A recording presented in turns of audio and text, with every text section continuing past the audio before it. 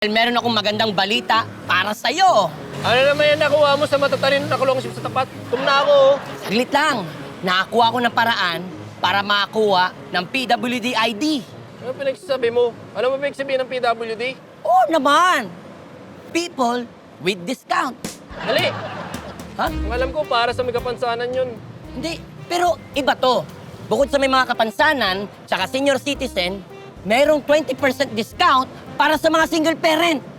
Kaya, kulot, amponin na kita. Ano pinagsasabi mo dyan? Ha?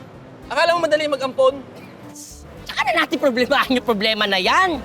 Ang isipin natin ngayon, yung malaking discount sa grocery. Grocery! Hindi man tayo nag-grocery, wala man tayong pera eh. Isipin mo, malaki na yung discount natin sa mga gamot. Hindi man tayo bumibili ng gamot eh. Hindi man tayo tinatabla ng sakit eh. Pati bayad sa aeroplano, tsaka bayad mo sa hotel. Malaki din yung discount. Ano ba, ulit? Ha? Wala nga tayong pera sa mga